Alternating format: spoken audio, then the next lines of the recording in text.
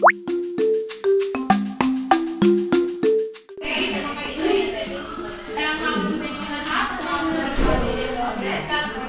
tayo magsimula sa ating atin sa hapon na ito ay magkaroon muna tayo ng madali ang gawain. Ito ay tinatawag na ibasa at ayusin.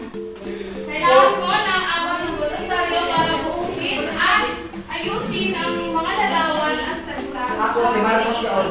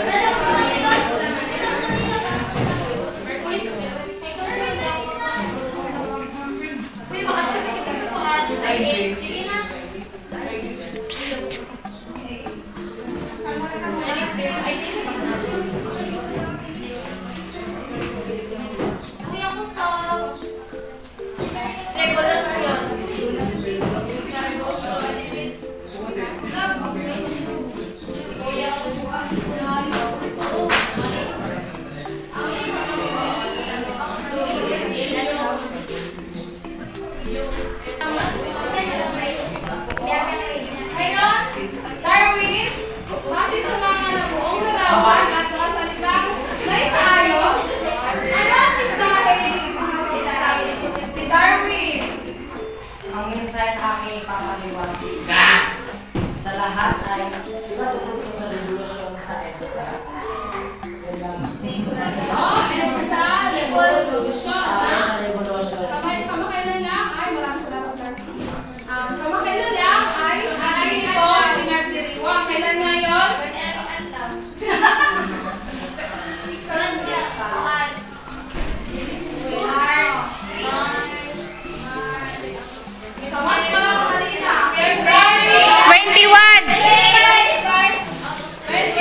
Ay, 25 ba? Example kami natin ng EDSA Revolutions. February 25, 1986. Ngayon, meron tayong mga sakit kwento. Ito ay pinamagatang sa 1986 at 1996 sa Manila, sa EDSA, sa kung saan-saan. sinulat ni Rolando A. Bernales. Ngayon, itong kwento na ba ay may tatlong bahagi. Hindi ba makikita yan? Ang tatlong bahagi ay, ang unang bahagi, tinatawag na kagabi sa panaginip noon sa Mendiola. Ang ikalawa noon sa kung saan-saan. At ang ikatlo ay bukas sa Laloma, sa Mendiola at sa EDSA. Ngayon, simulan natin sa unang parte ng kwento. Ang kagabi sa panaginip noon sa Mendiola. Ang ibig sabihin nito, ang pangunahing panauhin sa kwento ay siya mismo ang nagkwento kung ano ang kanyang mga naging karanasan. Ang ibig sabihin nito ng kagabi sa panaginip noon sa Mendiola, ikunento niya na kagabi daw, Darwin, na kagabi daw ay nagkaroon siya ng panaginip tungkol sa kanyang naging karanasan noon na nangyari sa Mendiola. Naintindihan mo ba? Hindi kayo lang kasi mamaya meron ako mga katanungan. Ngayon, ito na yung buod. Ang kwento ay nagsimula sa panaginip ni Bernie, isang aktivistang nagbalik tanaw sa kanyang nakaraan. Partikular sa mga kilos protesta noong 1986 sa Mendiola at EDSA, pati na rin ang kanyang personal na koneksyon kay Rex, isang matapang na estudyanteng leader. Sa panaginip na nagsasalaysay, naalala niya ang mga sigawan at pagtutol ng mga tao laban sa diktadorya ni Marcos. Muling bumalik sa kanyang isipan ang karanasan sa Mendiola kung saan maraming nalilista at sinaktan at binugbog ng mga pulis, kabilang na si Rex na nasawi sa nasabi ng mamaya makikita natin kung sino nga ba ito. So, dito sa unang parte, ikunento ni Bernie na nagkaroon siya ng panaginip. At ito yung kanyang naging karanasan noon na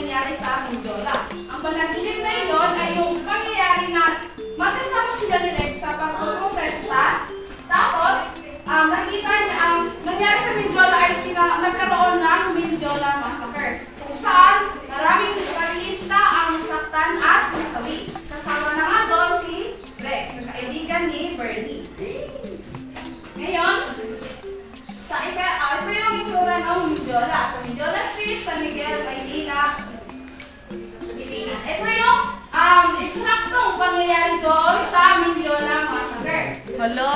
Mga rallyista ay nasaktan at ang iba ay nasunog. Yan. Amoy ako sa panahon ng Ay!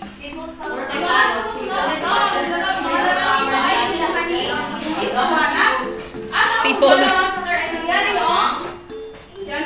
22, 1987. Ngayon, sa ikalawang parte naman, ay kwento ni Bernie kung paano nagsimula ang lahat at kung paano sila nagkakilala ni Rex. Sa sumunod na bahagi, binalikan ng tagapagsalaysay ang unang pagkikita nila ni Rex, isang masigasig na estudyante sa Normal University or PNU, Philippine Normal University, na nangunguna sa mga protesta laban sa pagtaas ng matrikula at militarisasyon ng campus. Ano lang ibig sabihin ng pagtaas ng matrikula? Militarisasyon? Rita na yun, wala sa mga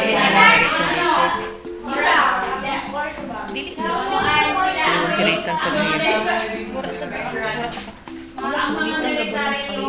mayroong mataas na kapangyarihan. Kaya sa urang nila Rita, no? Si Mama sa urang nila. i-erase ko yan. Okay, maraming salamat. Sa aking palagay, militarisasyon ay yung pag-force kita ng military anomaly. Ifay, lamang tayo na. May kagatil arap. Ang ibig sabihin ng militarisasyon ay yung sabi nila magpasok na makakausan ng gobyerno sa paaralan kaya ng mga sundalo at pulis at yun yung sabi ng princess na pagpilit sa mga mag-aaral. Sa kabila ng kanyang pag-aalinlangan, pag-aalinlangan ni Bernie, nahihikayat siyang sumama sa mga pagkilos. Hindi lang dahil sa itinbayan siya naglalaban, kundi dahil sa kanyang paghanga at litin na damdamin kay Rex.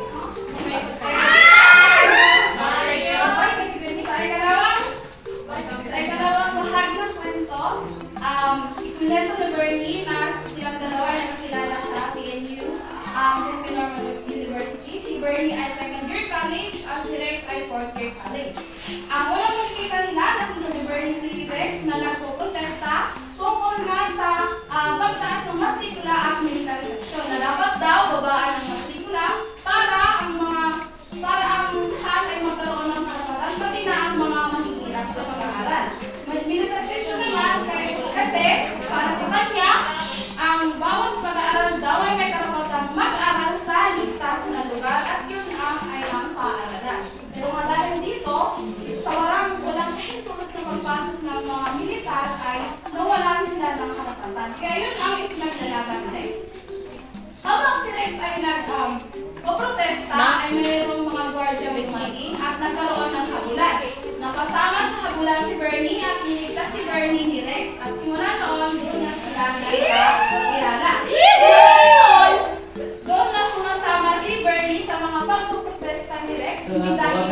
Alam niya kung ano yung alam niya kung may siyang ipinaglalaban. Kaya lang sumasama si Bernie noon dahil gusto niyang makasama at makita si Rex. Pero ang huli nilang pagsasama ay yung nangyari sa Mindiola Massacre. Dahil sa pangyayari ngayon ay malaki ang pagsisisi naramdaman ni Bernie dahil nga hindi niya naipagdapat kay Rex ang kanyang tunay na nararamdaman. Oo, sa Mindiola Massacre. Napatay dati. Ito yung Philippine Normal University, no? At sa ikatlong parte naman, dito naman ikunento ni Bernie ang kanyang magiging plano para sa hinaharap. Bukas sa La Loma, sa Mindiola at sa EDSA. Yan yung plano ni Bernie, pumunta sa La Loma, sunod sa Mindiola at sa EDSA. So, matapos ang trahedya sa Mindiola, hindi na niya naipagtapat ang kanyang nararamdaman. Isang taon ang lumipas, nag-decision siyang bumalik sa puntod ni Rex sa La Loma upang humingi ng tawad at pinaralin ang kapatapan na matagal niyang itinatago ang kanyang tunay na pagkatao at damdamin. Sa huli, pinili niya ipagpatuloy ang laban para sa hustisya. Sa Mindiola at sa iba pang lugar ng protesta, patuloy na ang itinaglaban ni Rex at ng iba pang mga martir ay hindi mawawalan ng halaga. So, si Bernie sa mga select.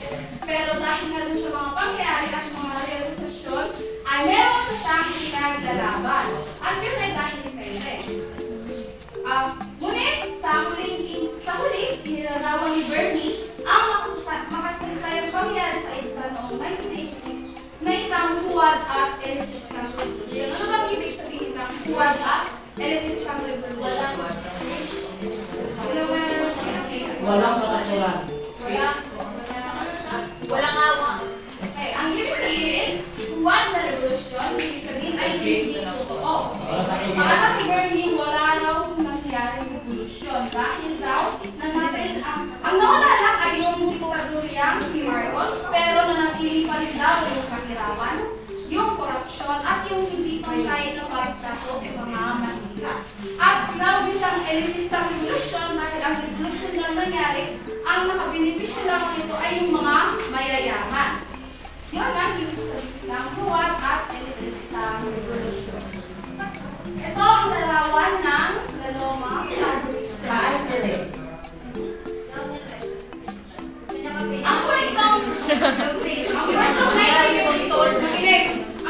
1986 at 1996 sa Manila sa EDSA saan ay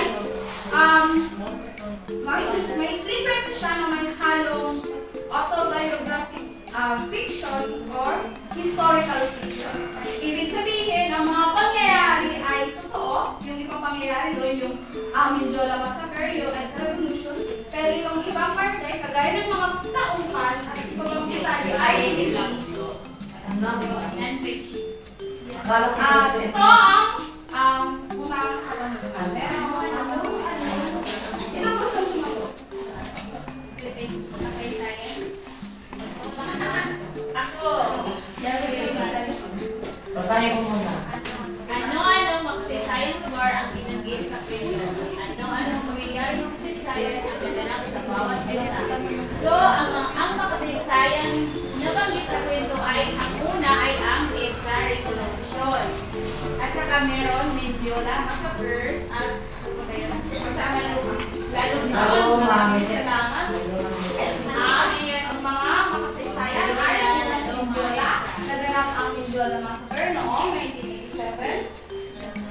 Marami aktivista ang sabi habang pinanalaban ang Mindiola.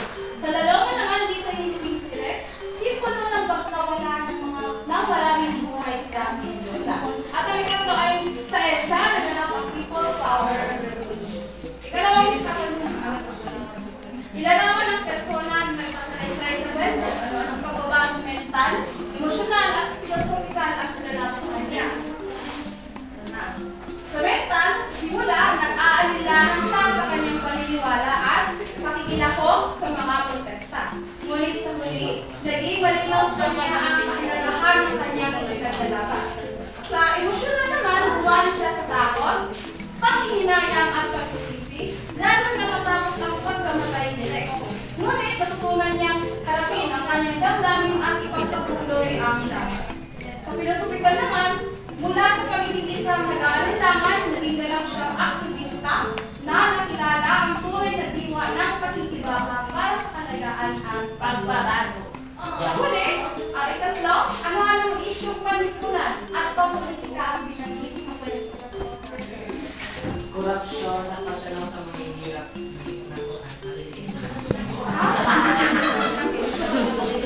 Maraming salamat. Ano ba? Wala na? Uy, kami na went out, Darwin. Ito ang mga diktadoryang Estado. Ngayong pagdiktadoryang ni Marcos.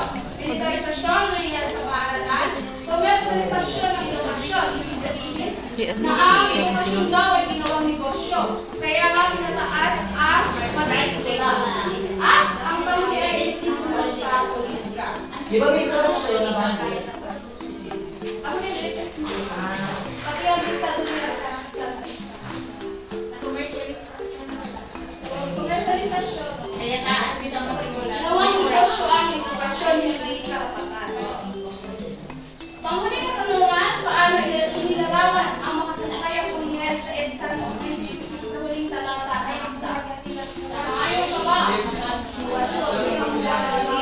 Huwag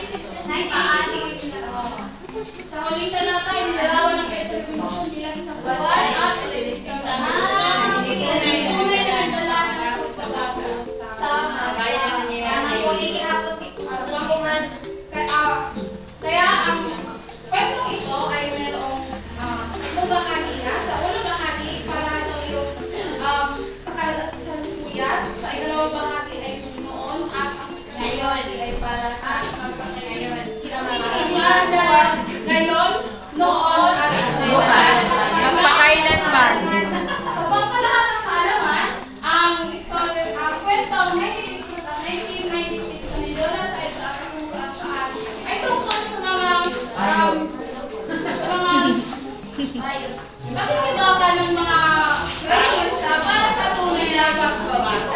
At ipinakita rin dito na ang tunay na pagbabago ay hindi lamang nangyayari sa kapaligiran, kundi pati rin sa ating pag-iisip at